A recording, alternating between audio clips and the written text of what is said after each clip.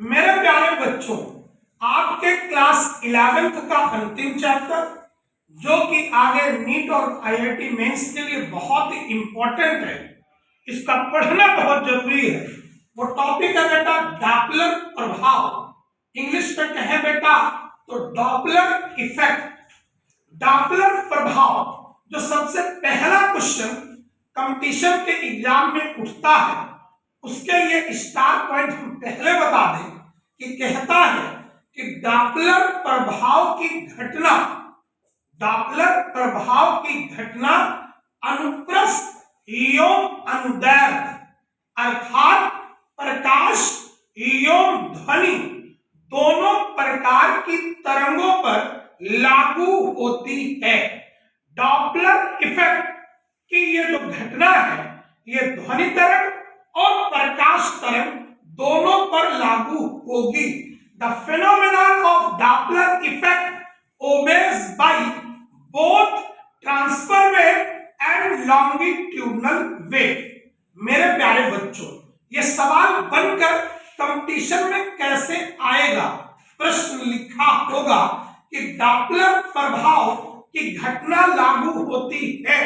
पहला विकल्प केवल अनुप्रस्थ तरंग पर, केवल अनुदैर्घ्य तरंग पर, दोनों पर, इनमें से कोई नहीं, तो आपका जवाब होगा दोनों पर। मेरे प्यारे बच्चों, इसी प्रश्न को इस स्टाइल में पूछ सकता है कि डॉपलर इफेक्ट की घटना लागू होती है प्रकाश तरंग पर, ध्वनि तरंग पर, दोनों पर, इनमें से कोई नहीं। आप टिक कर देना दोनों पर। आइए मेरे प्यारे बच्चों, अब हम लोग बात करते हैं ध्वनि तरंगों में डॉपलर प्रभाव। ध्वनि तरंगों में डॉपलर प्रभाव से आप क्या समझते हैं? मेरे प्यारे बच्चों, आप कहोगे कि जब स्रोत एवं श्रोता, स्रोत यानी जहां से ध्वनि उत्पन्न हो रही है, श्रोता जो उस ध्वनि को सुन रहा है। मेरे प्यारे बच्चों, जब स्रोत एवं श्रोता के मध्य आपेक्षिक गति, रिलेटिव मोशन होता है, तो श्रोता द्वारा सुनी गई आभासी आवृत्ति वास्तविक आवृत्ति से कुछ भिन्न प्रतीत होती है।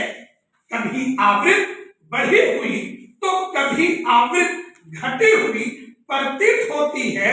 यह घटना ध्वनि तरंगों में डॉपलर प्रभाव कहलाती है। एक बार अगेन हमारे बच्चे सुनेंगे। मेरे प्यारे बच्चों, हम आपको बता रहे हैं ध्वनि तरंगों में डॉपलर प्रभाव। मेरे प्यारे साथियों, हमने कहा कि जब स्रोत एवं श्रोता के मध्य आपेक्षिक गति होती है, तो श्रोता द्वारा सुनी गई आभासी आवृत्ति वास्तविक आवृत्ति से कुछ भिन्न प्रतीत होती है, यानी अलग प्रतीत होती है। कभी आवृत्ति बढ़ी हुई तो कभी आवृत्ति घटी हुई प्रतीत होती है। यह घटना, यह फिनोमेना जो है वो डॉपलर इफेक्ट कहलाती है। मेरे प्यारे बच्चों, आपको हम एक स्टार पॉइंट और बताना चाहेंगे।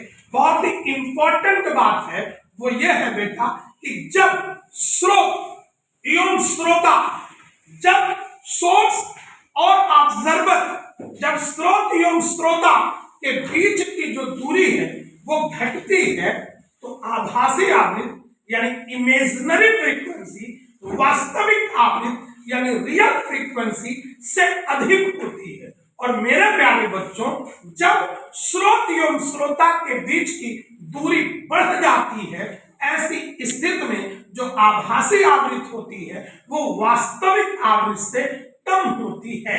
मेरे प्यारे साथियों, ये आभासी आवृत्ति और वास्तविक आवृत्ति में संबंध के लिए ये महत्वपूर्ण सूत्र है।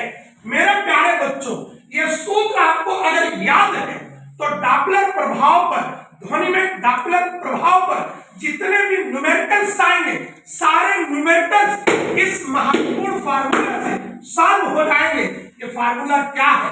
NS equal to N V minus V not upon V minus V S.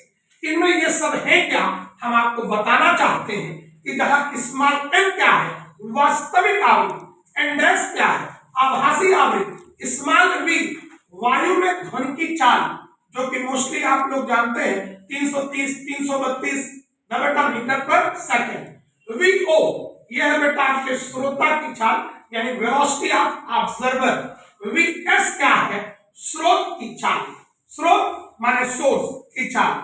मेरे प्यारे बच्चों, ये रहा डॉपलर इफेक्ट पर एक छोटा सा note. This is all about today in physics.